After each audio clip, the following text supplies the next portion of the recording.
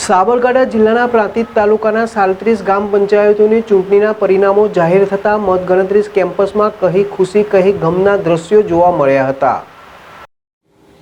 પ્રાંતિજ ગ્રામ પંચાયતોની ચૂંટણીઓને લઈને માહોલ જામ્યો હતો। તારીખ 22 જૂનના રોજ ગ્રામ પંચાયતોની ચૂંટણીઓ માટે મતદાન યોજાયું હતું, જેમાં પ્રાંતિજ તાલુકાની કુલ 39 ગ્રામ પંચાયતો માટે ચૂંટણી યોજાઈ હતી, જે પૈકી મોરવાડ તથા રામપુરા આમુદ્રા પંચાયતો સમરસ થઈ હતી।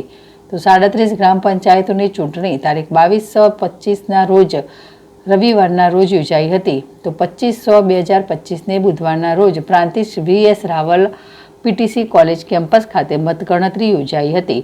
તો આ વર્ષે EVM મશીનના બદલે બેલેટ પેપરથી મતદાન યોજાયું હતું।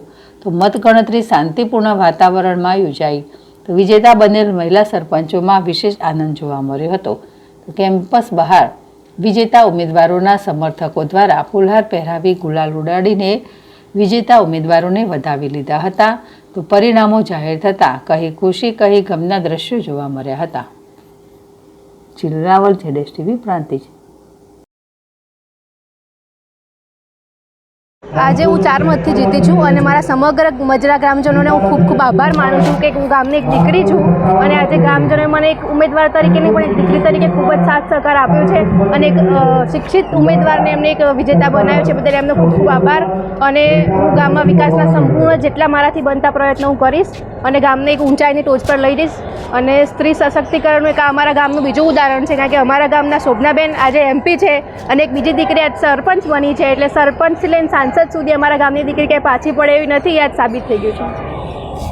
ગ્રામ પંચાયત 2025ની ચૂંટણીમાં જીંજવા રણછોડપુરા ગ્રુપ ગ્રામ પંચાયત તરફથી મતદારોએ મારા પર સંપૂર્ણ ભરોસો મૂકીને મને જંગી બહુમતીથી વિજય અપાવ્યો છે। એ બદલ હું સૌ જીંજવા ગામના રણછોડપુરા ગામના સૌ મિત્રો, વડીલો, માતાઓ, બહેનો, દીકરીઓ સૌનો પણ આભાર માનું છું અને હંમેશા મારું કાર્ય ગામ માટે, રણછોડપુરા માટે, જીંજવા માટે તથા સમગ્ર જનજાતિ માટે પણ